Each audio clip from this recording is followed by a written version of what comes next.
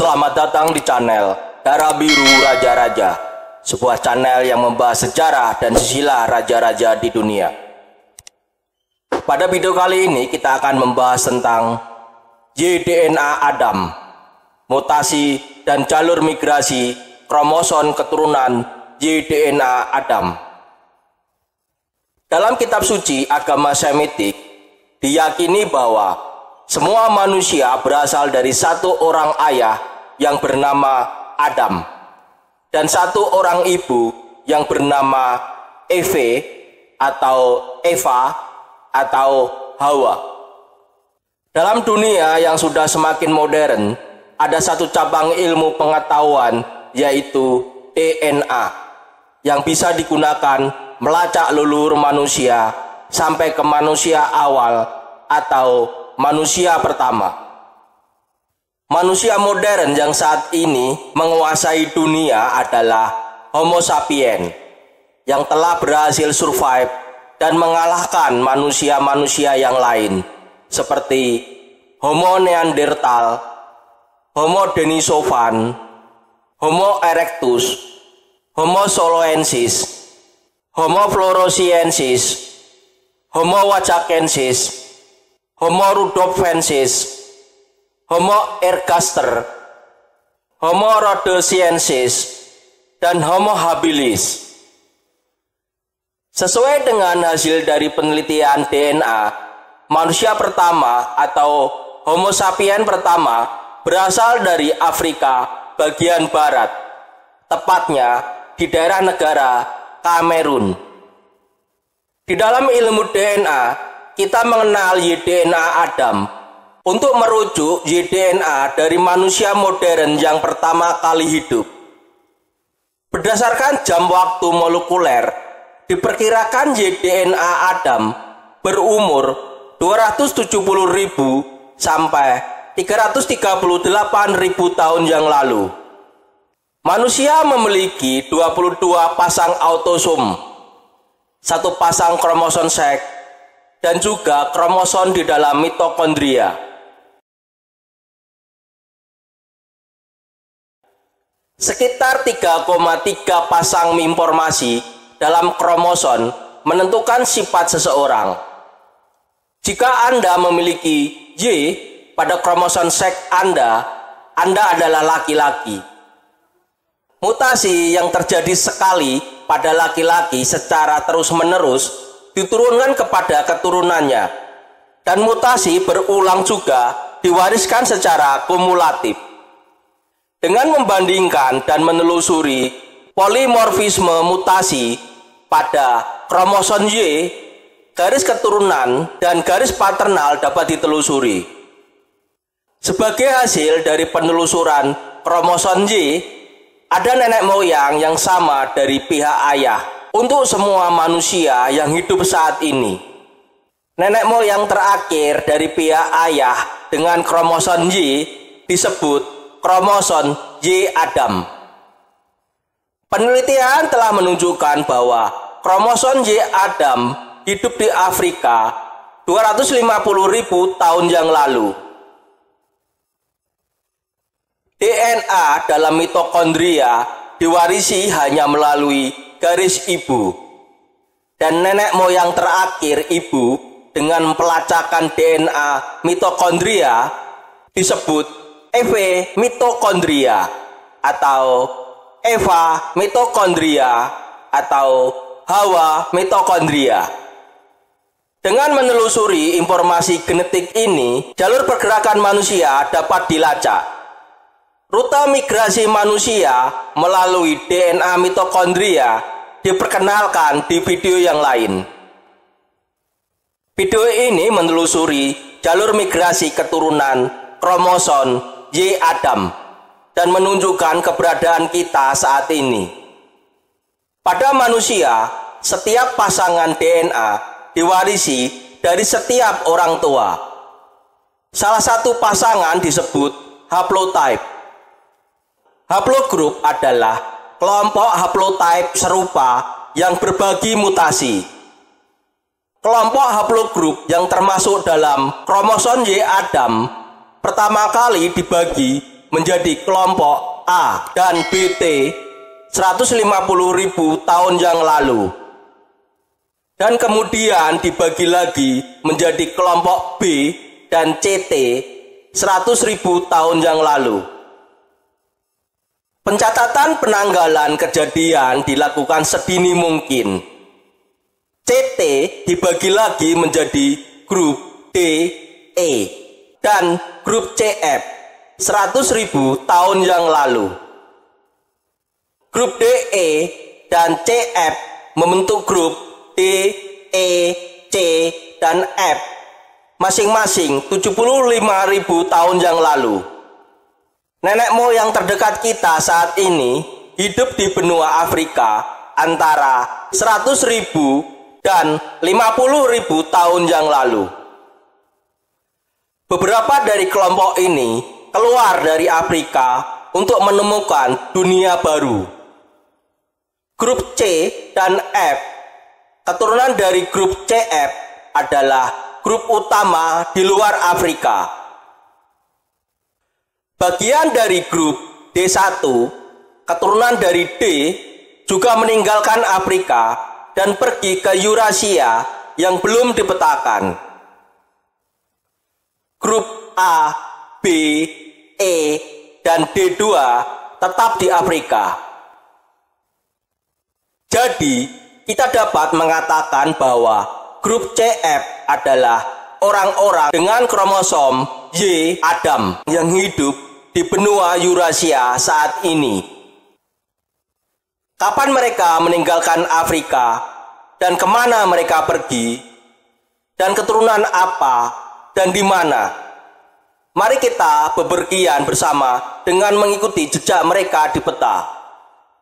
Berbeda dengan mitokondria yang hidup di Afrika Timur, Adam dengan kromosom Y diperkirakan hidup di Afrika Barat antara 270.000 dan 250.000 tahun yang lalu. Waktu itu adalah zaman es. Diperkirakan bahwa mereka yang menjalani kehidupan pemburu pengumpul pindah ke timur bersama di sepanjang rute pergerakan mangsanya.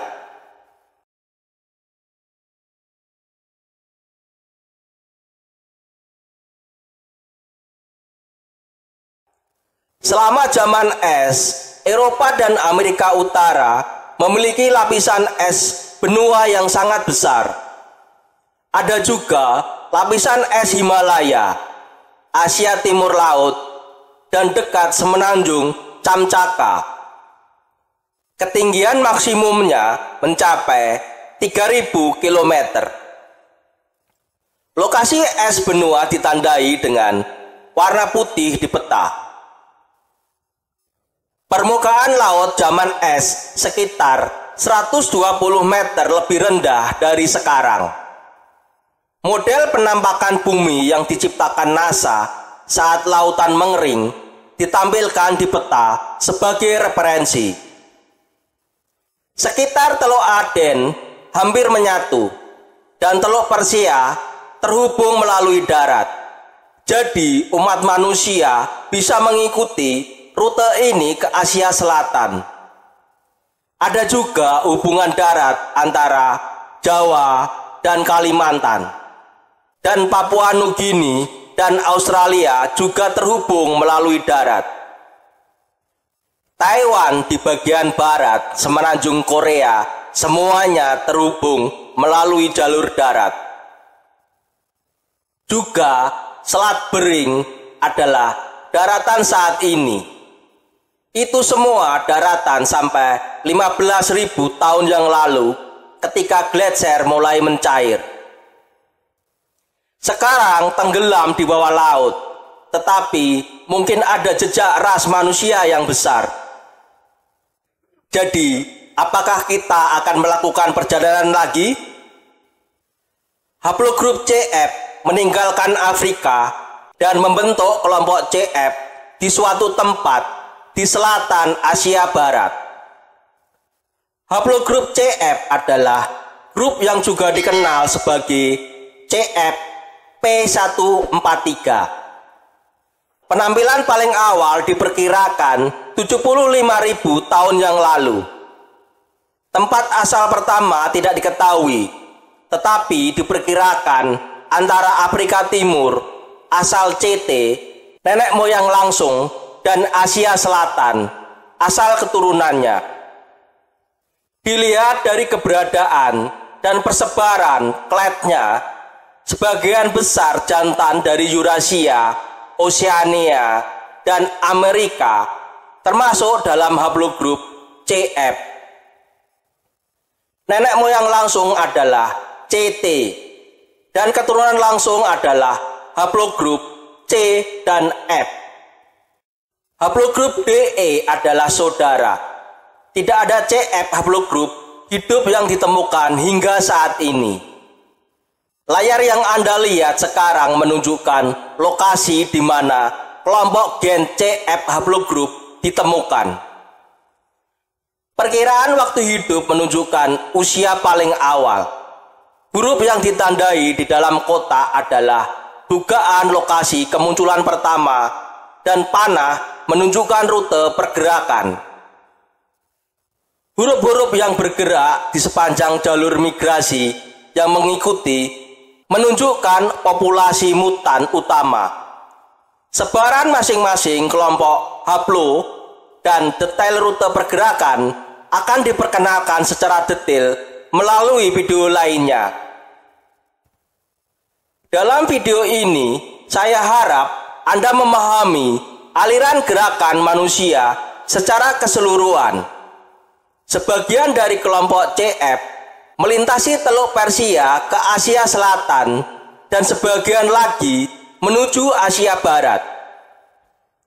F, keturunan kelompok CF, muncul di Asia Selatan 62.500 tahun yang lalu. Di Asia Barat, kelompok C muncul 53.000 tahun yang lalu. Haplogrup F juga dikenal sebagai FM89 adalah kelompok yang sangat umum. Terhitung 90% dari garis keturunan ayah non-Afrika. Laki-laki dengan gen FM89 memiliki haplogrup HIJK. Keturunan langsung F lainnya adalah F1, F2, dan F3. Disebut kelompok para F karena tidak diberi tanda unik tambahan. Banyak jenis keturunan yang berasal dari F. Haplogrup I, J, dan K berasal dari grup F. Dan haplogrup M, N, O, P, R, S, L, dan T adalah keturunan dari kelompok K. Mari kita lihat bagaimana keturunan ini menyebar ke dunia melalui peta.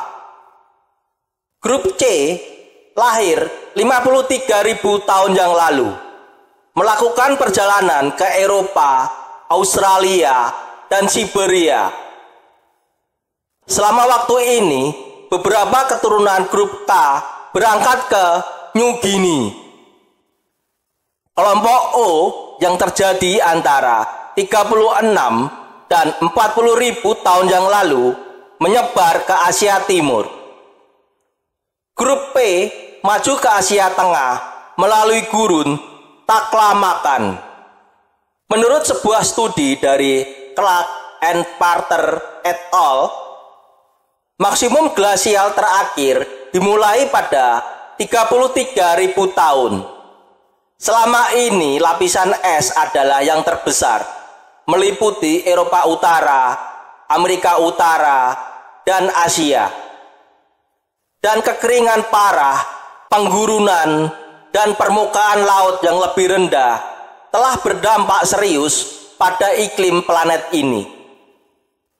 Gletser kontinental berada pada titik terluasnya 26.500 tahun yang lalu. Selama waktu ini, banyak mamalia besar punah. Homonida tidak terkecuali.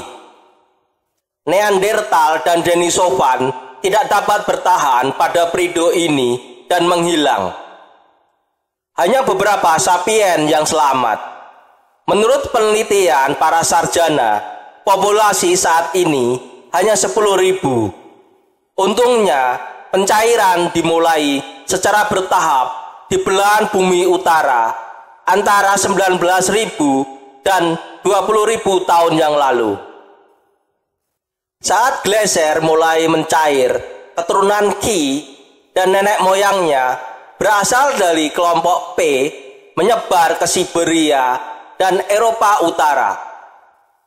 Dari grup Ki grup R lahir, dan mereka masuk ke Eropa dan menempati wilayah tersebut. Keturunan kelompok Ki dan C yang tinggal di dekat Siberia menyeberangi Laut Bering ke benua Amerika Utara. Koridor es terbuka di antara lapisan es Laurentide dan Cordilleran. Jadi keturunan kelompok Ki bisa menyeberang ke Amerika Selatan. Juga keturunan kelompok Ki yang tinggal di Asia Tengah maju ke semenanjung Skandinavia. Mari kita berhenti bepergian sejenak dan melihat perubahan iklim selama 15.000 tahun terakhir. Pada tahun 15.000, suhu bumi naik dengan cepat, mencapai suhu saat ini sekitar 14.500. Kemudian suhu tiba-tiba turun dan menjadi dingin pada 12.000 tahun yang lalu, yaitu sekitar 10.000 sebelum Masehi. Setelah itu, dingin berlangsung selama 1.000 tahun. Periode ini disebut periode Trias Muda. Air yang meleleh dari lapisan es di Amerika Utara mengalir ke Samudra Atlantik, dan para ilmuwan telah menemukan bahwa itu menghentikan siklus termohalin dan mendinginkan bumi. Era Younger Dryas adalah titik balik terbesar dalam sejarah manusia.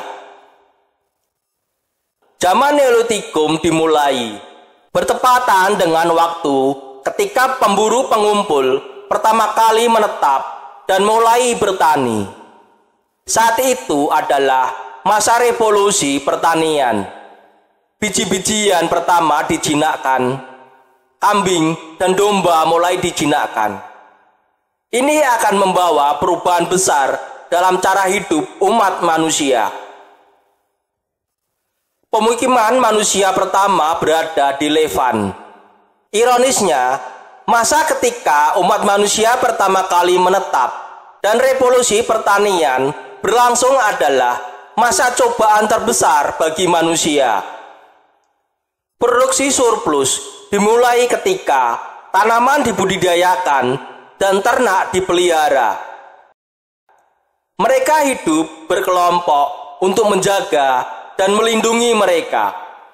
Anda juga akan membutuhkan tentara dan sebuah bangsa akan tercipta. Meskipun tidak ditransmisikan dalam catatan, diyakini bahwa ada banyak konflik. Dengan analogi dengan catatan medan perang sejak periode sejarah, itu terjadi antara 10.000 sebelum Masehi dan 5.000 sebelum Masehi, yaitu memasuki zaman Neolitik dan Perunggu. Dalam sebuah makalah yang diterbitkan dalam Genome Research edisi April 2015, hasil penelitian menarik dapat ditemukan untuk mendukung hal ini. Selama periode ini, keragaman genetik wanita meningkat secara signifikan, sedangkan keragaman genetik pria menurun tajam. Ini tidak hanya terjadi di satu daerah, itu terjadi di seluruh dunia. Grafik ini berarti bahwa hanya sekelompok kecil gen jantan yang diturunkan ke generasi berikutnya. Ini mungkin karena perang meningkat dan orang-orang yang kalah dalam perang dibantai, dan hanya gen pemenang yang diturunkan kepada keturunan mereka. Bukankah itu hasil yang mengejutkan? Penggalian arkeologi juga mendukung temuan penelitian ini. Mari kita lanjutkan perjalanan terakhir kita lagi. Mantan grup R1B yang hidup di Asia Barat bermigrasi ke Eropa 4.000 tahun yang lalu. Beberapa dari mereka bermigrasi kembali ke Afrika. Sebagai hasil penelitian, orang yang hidup di Eropa 10.000 tahun yang lalu dan mereka yang hidup sekarang memiliki gen yang sama sekali berbeda. Sebuah kelompok yang bermigrasi 4.000 tahun yang lalu menggantikan kelompok yang telah hidup sebelumnya. Ini adalah kelompok R yang tinggal di dekat Asia Barat, Laut Hitam, dan Kaspia. Sejauh ini telah menempuh perjalanan waktu yang lama, yaitu 270.000 tahun. Demikian video tentang YDNA Adam, mutasi dan jalur migrasi kromosom keturunan YDNA Adam. Semoga bisa menambah wawasan dan ilmu pengetahuan bagi yang menonton video ini. Sampai jumpa lagi di video berikutnya. Terima kasih.